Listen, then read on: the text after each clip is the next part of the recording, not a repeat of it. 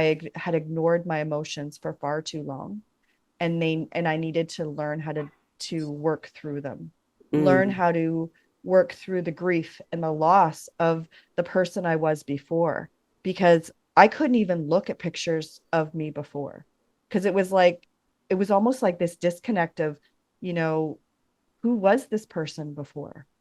Where is she? I want to go back there. I want to go back to her. Welcome to Beyond Diagnosis, a podcast to raise your awareness, decisions, and voice for alternative practices so you can take back control of your health.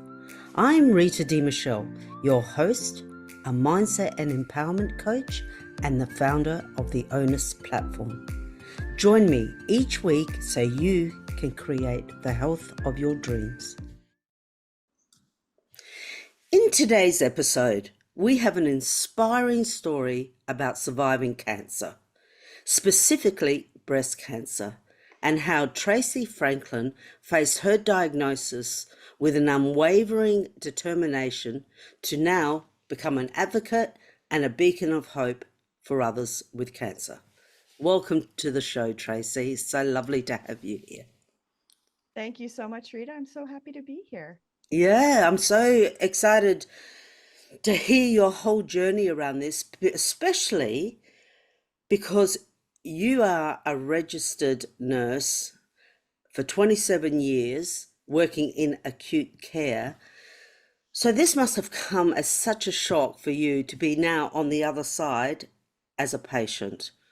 Can you Oh, absolutely. tell Yes. us about that and how that Well, made you feel? so when I was diagnosed, it was interesting because I was in denial. Um, Mm. I was 39 years old. I felt a lump, and it was interesting the day I felt the lump. I always believe things happen the way that they're supposed to. And I was watching a movie, and it was starring Harry Connick Jr. And he was portraying a doctor, Dr. Slauman, I believe is how you pronounce his name. And he was the doctor who invented a drug called Herceptin. And Herceptin is a drug for women that are diagnosed with HER2 positive breast cancer. Now, before this doctor in the 80s created Herceptin, women with HER2 positive breast cancer, actually, that was a death sentence. Oh, wow. They did not survive. They were always, yeah, it was literally a death sentence. So until this drug was invented by this doctor, um, they all died. So I'm watching this movie, and I'm adopted. So there is a history of breast cancer I had found out from my medical records. So I was very diligent at 35 getting my base mammogram as soon as I found out that there was a history. So, and then I would do self breast exams. So I thought while I was watching this movie, I thought, you know what? I've done one this month. I'm going to go do it. So I went to the bathroom in commercial break and I did a self breast exam. And I noticed on the right side that there was a lump. And of course, my mind was playing tricks on me like, oh, did I really feel that? Was that really there? Mm. No, it's not there. I just felt something, right? It's not there. So then I went back and continued watching the movie. And as time went on, I was like, I need to go look, I need to feel it again to make sure that my mind isn't playing tricks on me. So went and felt it. Sure enough, there was something there. It was felt like a lump with a bit of thickening. So, but there was no dimpling, there was no redness, there wasn't anything, no itchiness, nothing like that. But it did feel thick and it did feel like a lump was there. So I said to my husband, "Do you feel this?" And he's like, "No, I don't really feel it. But if you feel something, go to the doctor." Absolutely. So that following Monday, made an appointment, went and had a mammogram done.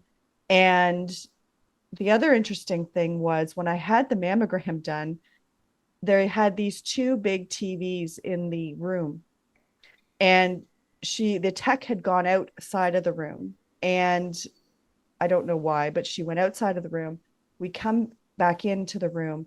She had actually put my films on the screens.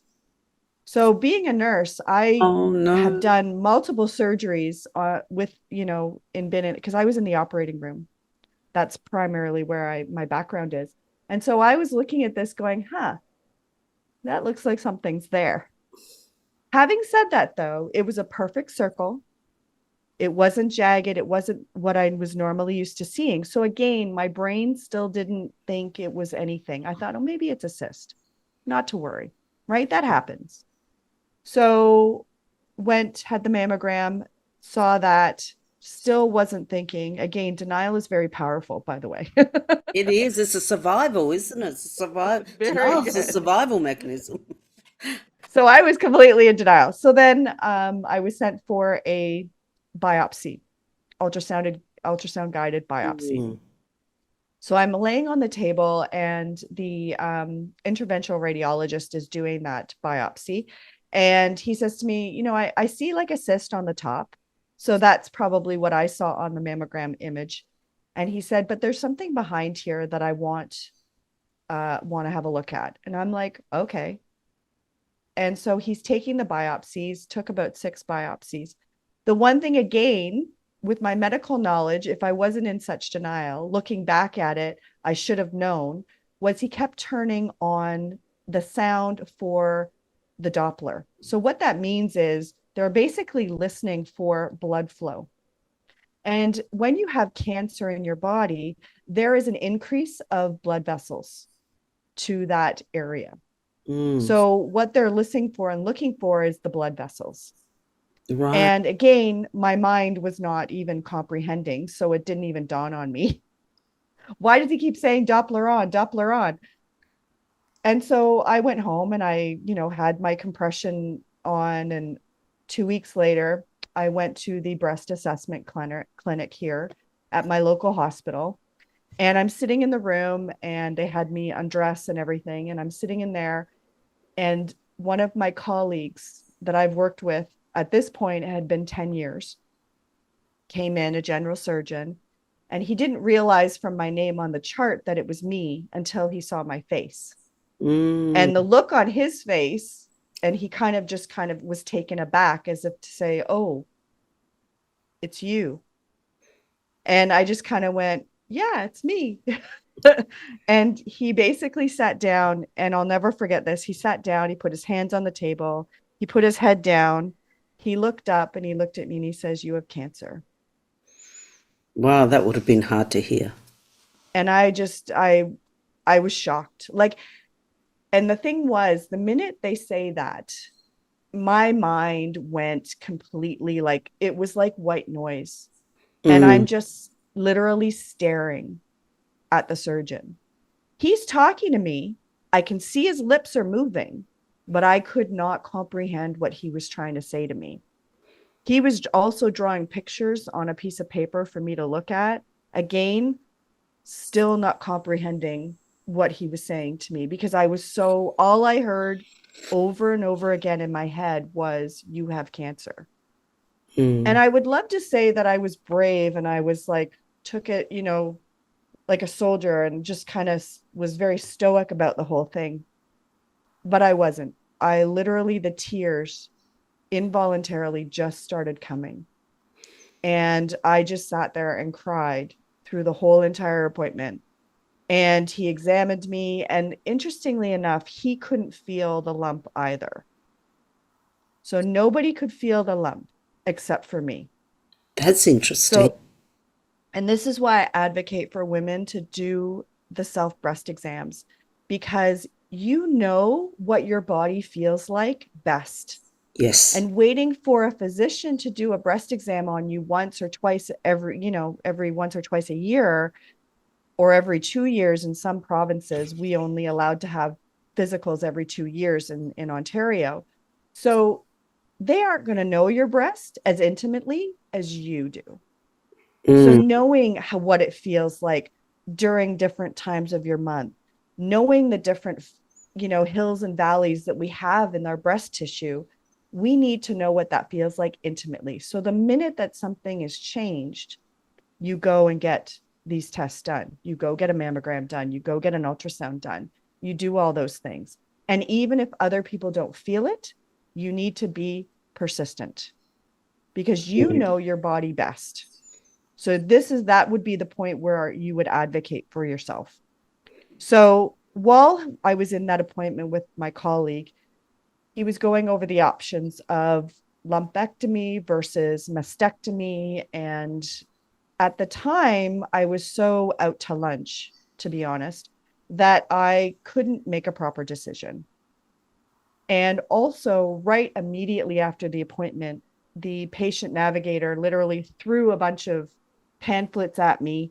And I just looked at her and said, I can't believe I'm doing this at 39 years old. Like, this is not what I expected. I've got 10-year-old kids at home.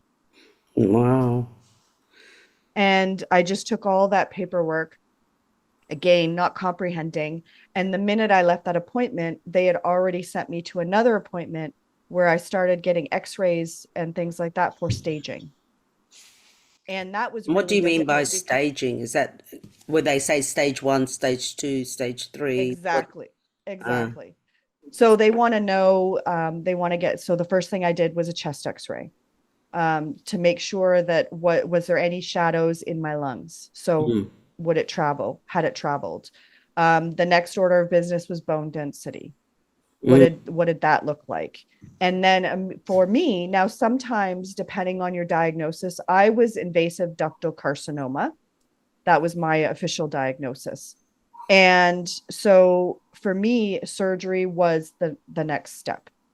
Oh, so For yours some was people, invasive. It's what stage were you?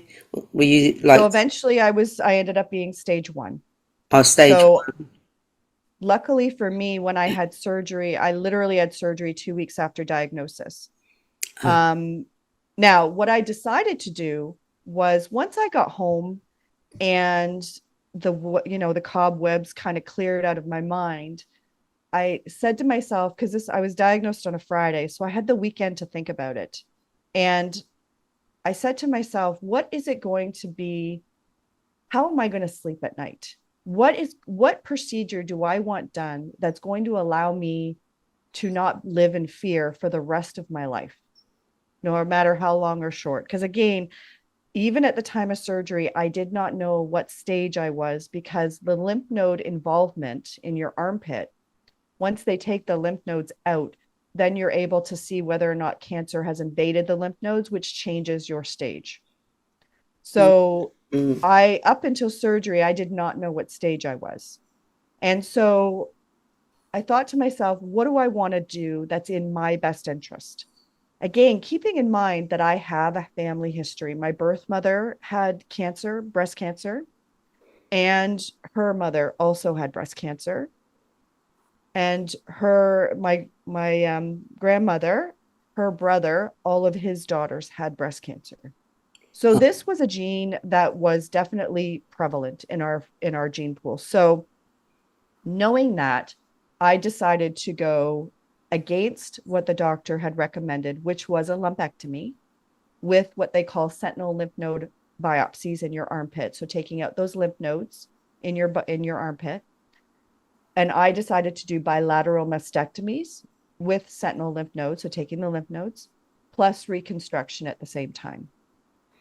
So I actually went very aggressive because the reality was for me, again, it came down to what am I comfortable with? Knowing the family history that I have. mm. Again, I hadn't been genetically tested at this point, but having a medical background, I can see the pattern. So I understand there's a genetic component there. I just don't know what it is. Yes. Right.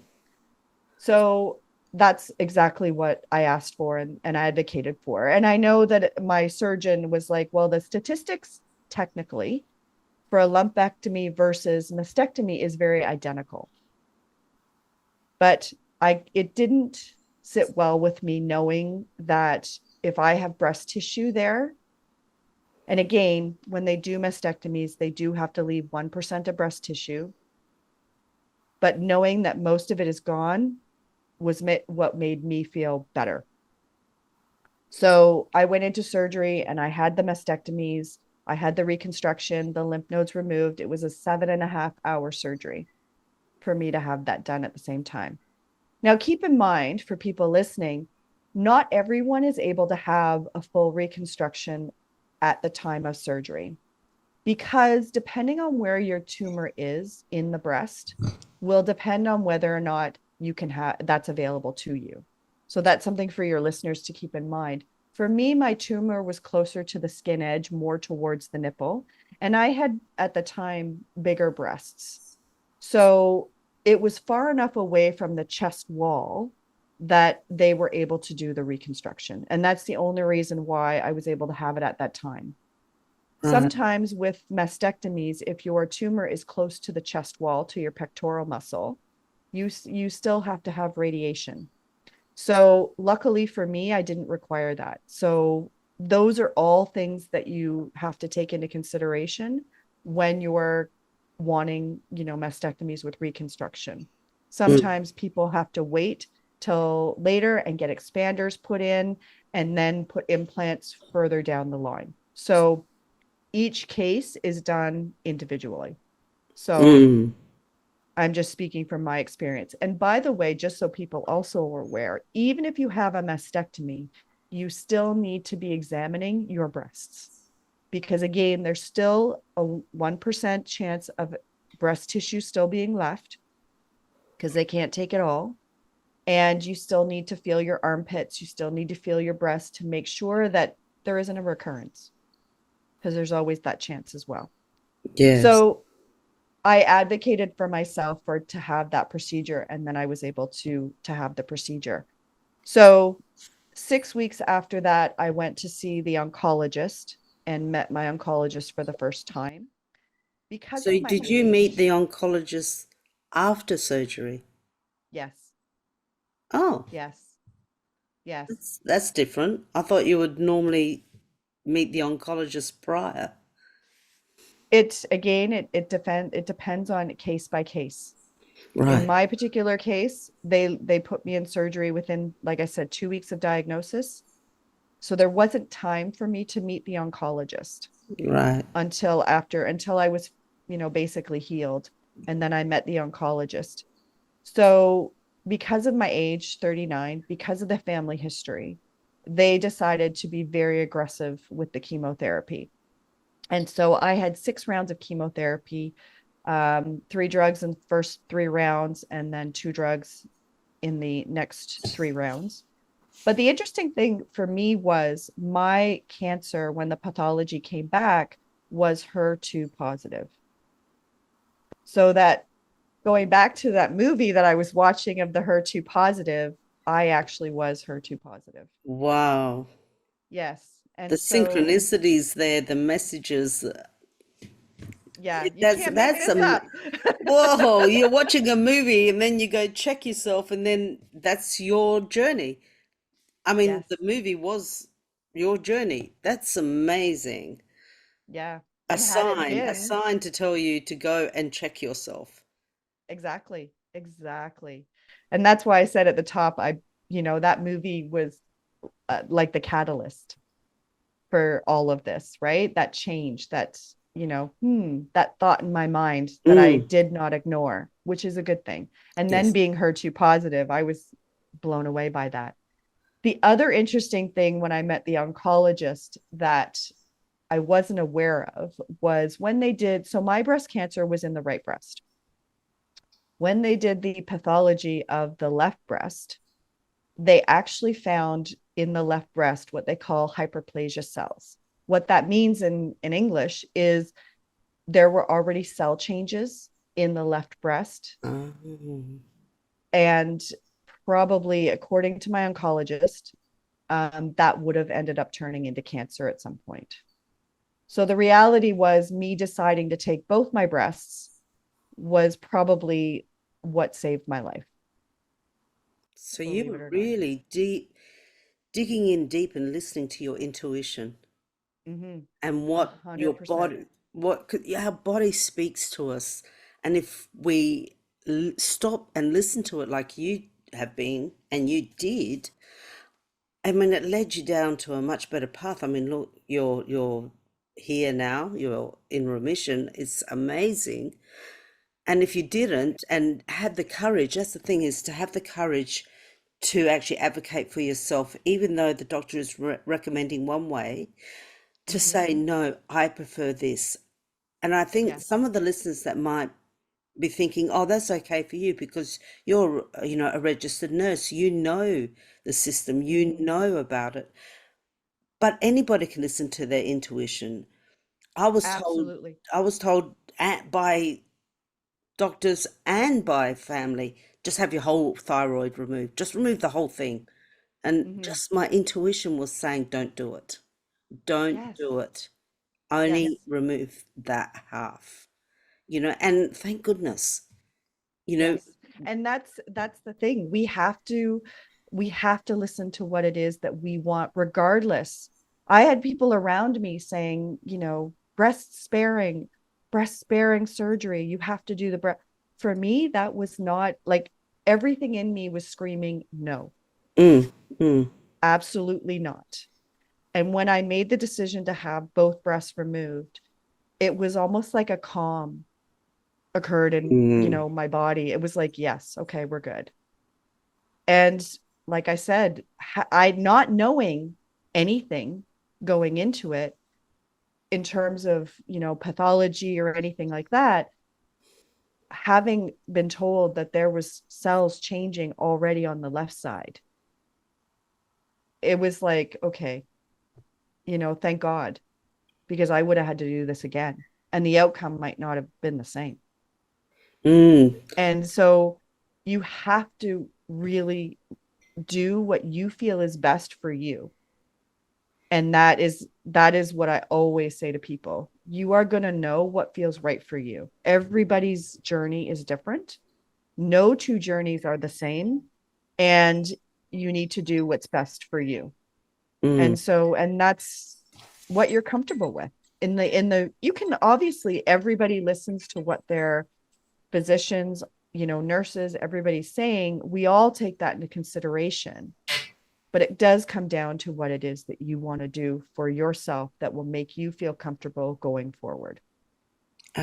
Like Absolutely. I And said, everybody's different. it's having that courage to advocate for yourself as well, that inner courage to say, you know what, even though I don't have a background, even though they are the specialists, I still have a voice and I do have a say. Absolutely.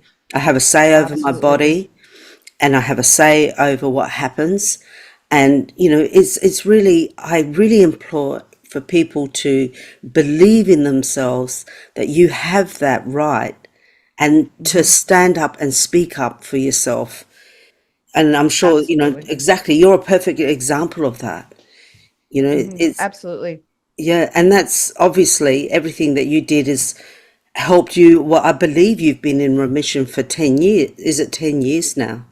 12 years now. 12 years now. 12 years. Yes. I was And diagnosed on November 25th, 2011. And I wow. started Yeah, and I started chemo in February 6th, 2012. It's amazing how I can't remember what I had for breakfast yesterday, but I can remember those dates.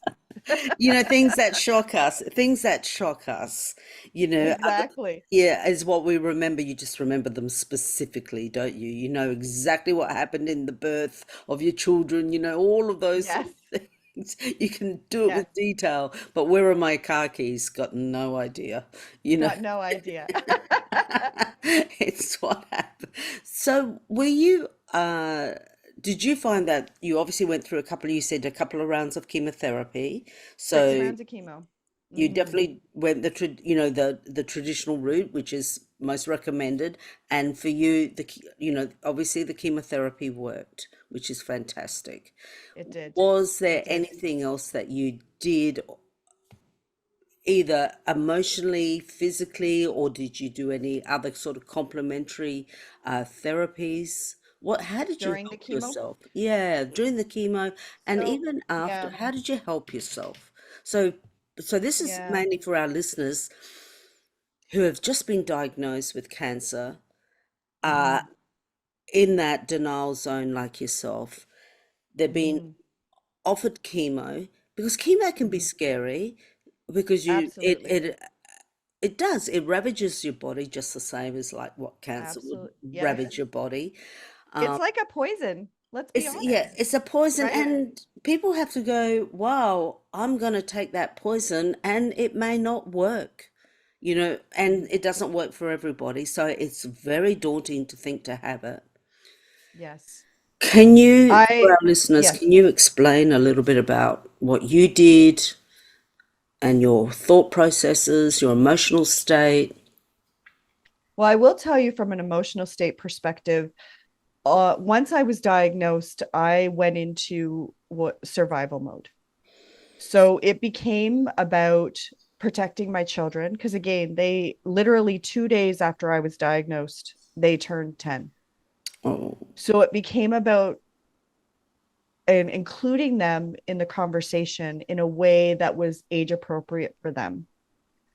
Also providing them with hope that because up until this point, everybody they knew that had breast cancer had died.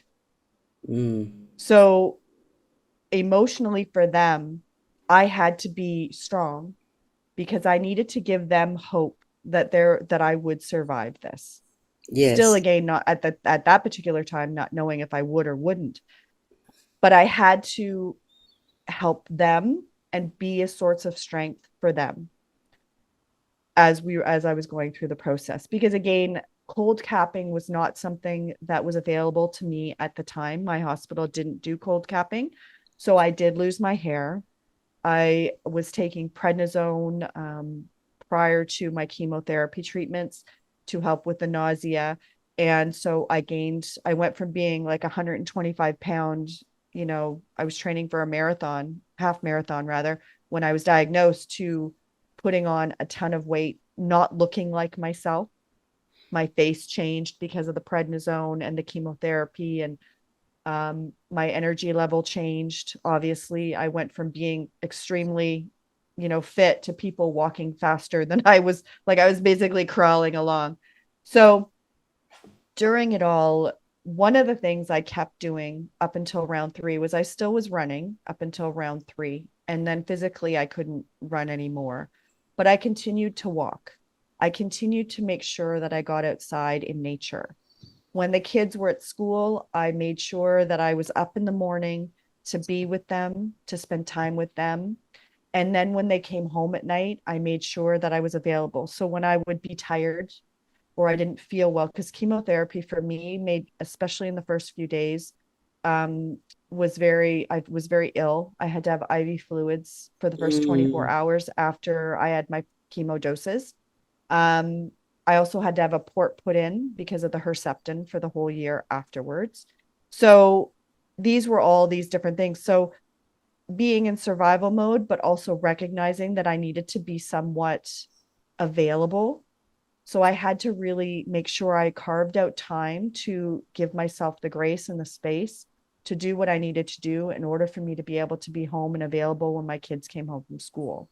And mm. honestly, one of the best memories of that time was my kids literally we had just started reading the Harry Potter books.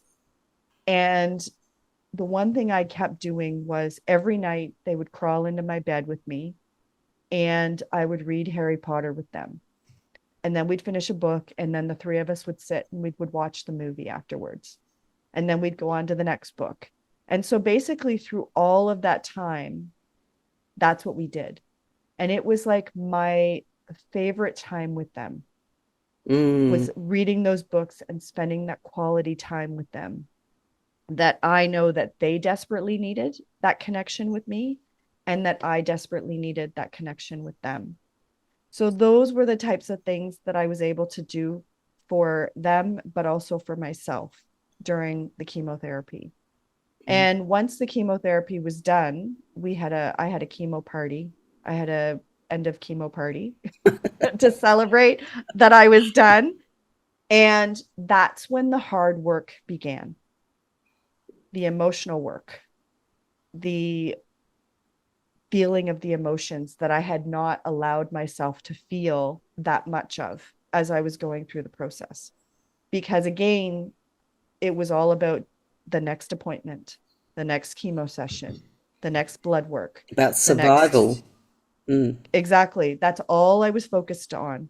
it was like a countdown almost in my head. For some reason, even though I had Herceptin for a year afterwards, that didn't bother me as much as having to do the chemotherapy. So once I was finished, one, I had to work on my gut health. My gut was absolutely wrecked after all the treatment. Mm. Um, it was just destroyed. The pains in my stomach from the drugs, my digestive system was not working the way it was supposed to. So I needed to get help with that. So I went to get help with that and write everything with, probiotics and things like that, that I was able to kind of calm the system down a little bit. But I also had to work on, how do I work with my nutrition to my best advantage? How do I start getting back in shape again? Walking. I literally just started walking again and walking a little bit more. And then I did run. I did start running again.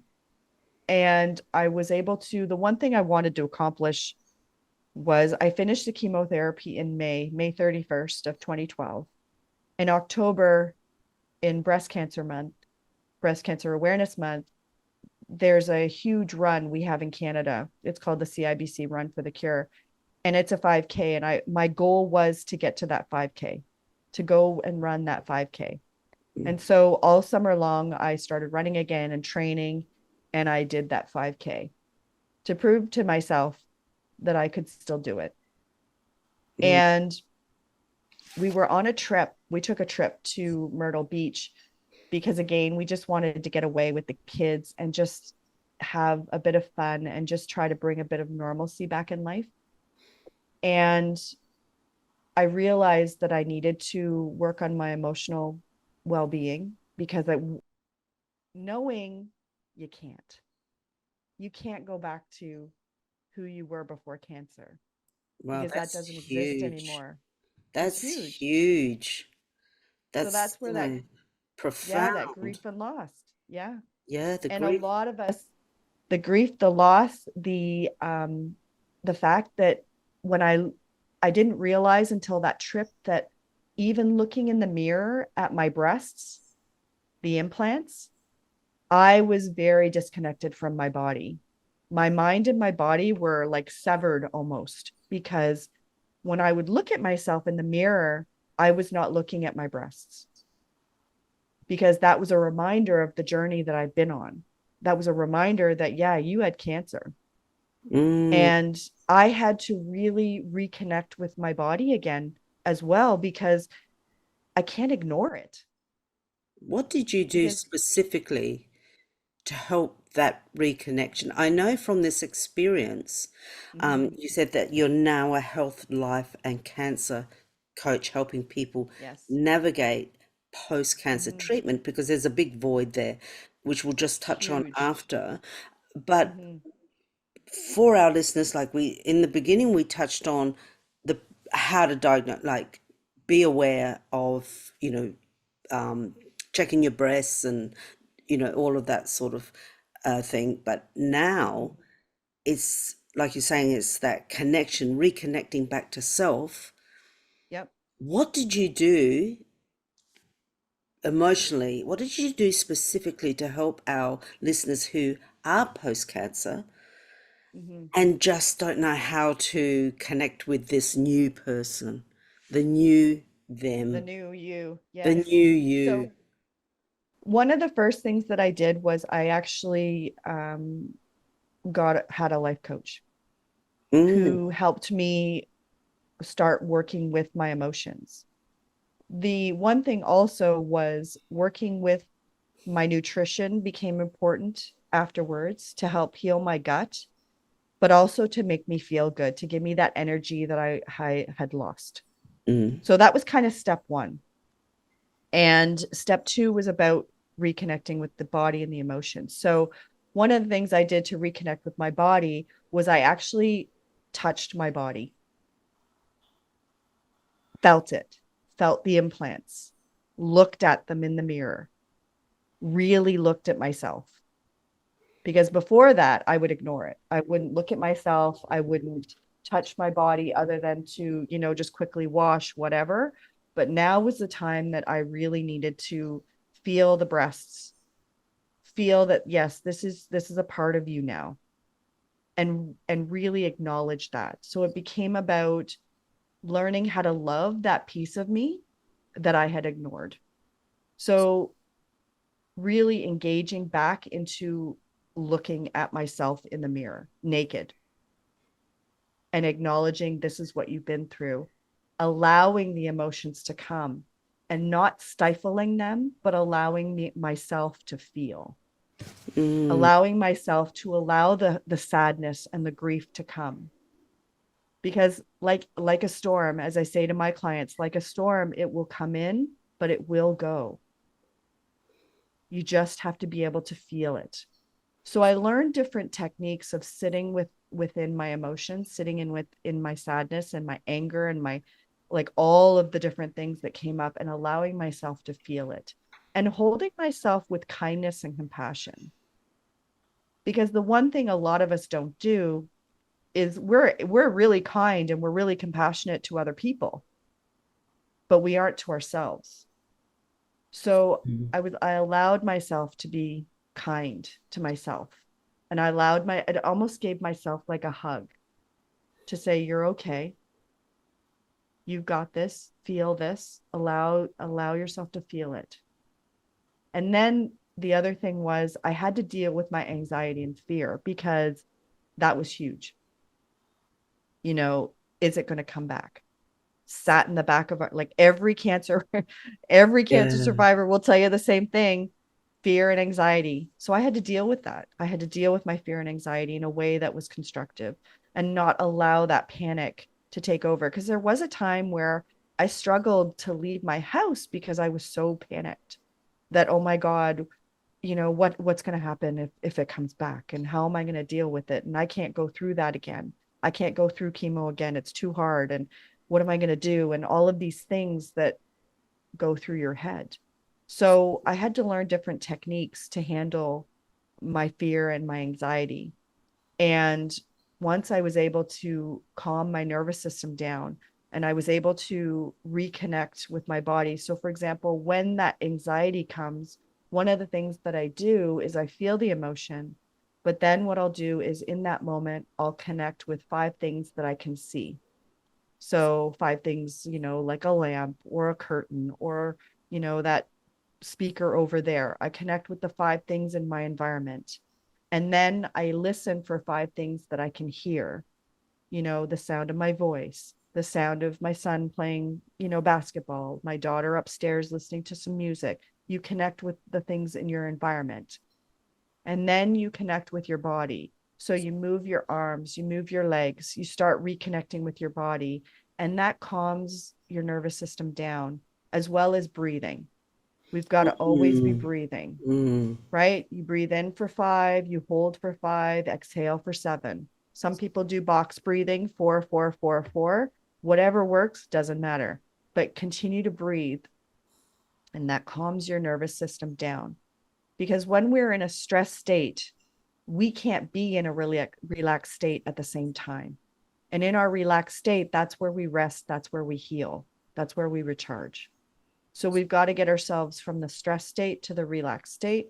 And so that's one huge technique that I use, and I use with my clients as well, to calm the nervous system down.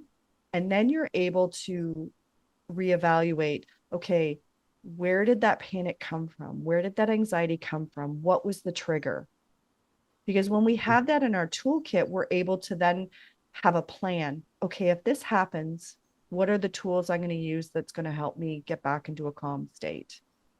So it gives you insight into what happened, because there are triggers. There are certain triggers even I have today. For example, I cannot look at potato and leek soup, because my first chemo I had potato and leek soup and I was sicker than a dog. And just even thinking about it, I have a very visceral reaction. It's like having a hangover to that particular alcohol that you can never drink again. Exactly. Exactly. So that's the thing. Triggers happen and Mm, triggers will occur, but it's just how you deal with it. So, and the thing about the time afterwards, when all the treatments are done and your team mm, has finished with you basically, and they're like, okay, you're good now, off you go. And everybody around you is saying, oh, you're fine now. Your treatment's over. You're fine now. You're fine now. But in my head, I was like, I'm not fine at all. mm. I need help. And it was interesting because you're out there by yourself and you don't know what to do. You don't know where to go first. You don't know how to go first. You don't know how to pick the pieces up of your life again. And that's why I ended up getting into this work, because I recognized the huge need for helping people to pick up the pieces of their life again in a way that is constructive, and you're able to start taking control, Mm, because for so long things were out of control, and now it's time for you to control the things that you can control, like your absolutely. nutrition, like your emotional state. And then I go, after we've dealt with the nutrition and the emotional state, then we go into, okay, let's set some goals, whether they're short or long, because everybody's life is different. What are they? They could be a goal next week, or a goal in 2 weeks, or a goal in 3 months, goal in 2 years. But let's start Mm. moving towards something so that you can start picking up the pieces of your life again. And so that's the reason why I ended up getting into that work with cancer coaching, because there's just nothing out there for people to really feel supported in that time when the hardest work begins, which is after your treatment's finished. That space there is really challenging. I think it's Yeah. really challenging for anybody, whether you have cancer or any other kind of diagnosis that's been very hard, um, or you are caring or advocating for someone else who can't Mm-hmm. for themselves. That is a really that's a really scary space to be in, because It is. you're sort of thrown into it and Yes. you don't have any experience in it. Mm-hmm. And like you say, once the treatment's finished, once you're survived, or once you're had the operation, or they've done their job, fantastic. But then what? Yes. Then what? Then what? Either Yeah. you're not like yourself, you don't recognize who you are, Yeah. or you haven't had such invasive treatment, but you don't know where to get the help or who else can help you, Mm-hmm. or even how to advocate for a loved one. Yes. That gap is what Huge. I'm coming across more and more with people. That Mm-hmm. is the huge, scary, big hole that people are left with. So Yes. it's so fantastic that, and so inspiring that you're helping people with their emotional state and reconnecting. What I hear from you, you've had to reconnect back to self, give yourself that self acknowledgement, that self love, that, and the connection seemed very important in your journey. Um, Exactly. what is the number one, if I can ask you, what is the number one recommendation for someone who has just been diagnosed with cancer? What's your number one recommendation for them? Once the dust settles and your mind clears a bit, one of the biggest things is educate yourself. Mm, Educate so that you can advocate. When you know more, you're able to speak up for yourself more. mm, And so so true. that would be the first thing that I would do. The other thing that I would do is, a lot of the cancer societies around the world have what they call peer to peer support. So definitely reach out to your cancer society. In Canada, it's the Canadian Cancer Society. Reach out and talk to people that have been on that journey, because what that will do is that will give you, first of all, a bit of support. But second of all, it would also give you hope, because we all need hope when we're going on this journey. We need hope that we can get through this journey. Listen, about 80% of women survive breast cancer. 80%. That's massive. So there's always hope. So those would be the first two things that I would do and recommend for people. Educate so that you can advocate, and then reach out for peer-to-peer support. Well, you kind of answered my next question, but if there is, if you do have another message, what message would you like to leave our listeners with? The message I would leave is you're not alone. You That's are lovely. not alone. There are people out there. There's tons of groups online, and there are also groups as well, support groups all over the Mm. world. Connect with those people. Reach out to people that are either in a similar situation, newly diagnosed. There's a lot of newly diagnosed groups out there as well. Reach out to them, get that support, and know that you're not alone and that there always is hope. Always is hope. Tracy, it Mm-hmm. has been amazing having you on the show and listening to your inspiring story. It is fantastic. You have tackled it with such courage. It's beautiful to see you here now after it all. And it's so good to hear how you have the strength. And you don't, like I say before, you don't have to have worked in the healthcare system like you were an RN nurse. To have the courage to advocate for yourself and your needs. And I think one of your deeper messages there was to listen to your body, listen to your intuition. You were watching a movie that was tapping on you to listen Yeah, to your body. So if anybody has cancer, please listen to this interview. It's so inspiring. If you are post-treatment, please, all of Tracy's contact details will be in the show notes. Contact her. She can support you. Thank you so much for being. absolutely. Thank you for Thank you for being on the having show. me. I thank you for having me. I appreciate you giving me the opportunity to share my journey. Oh, it's been great. Thank you so much. Bye. Bye. I would love to know, what was the biggest insight or aha moment you got from this interview? So you can now speak up, take action, and make informed decisions for your health. And if you like this episode, get instant access to your free ebook, Alternative Wisdom: Taking Back Control of Your Health, at life-onus.com.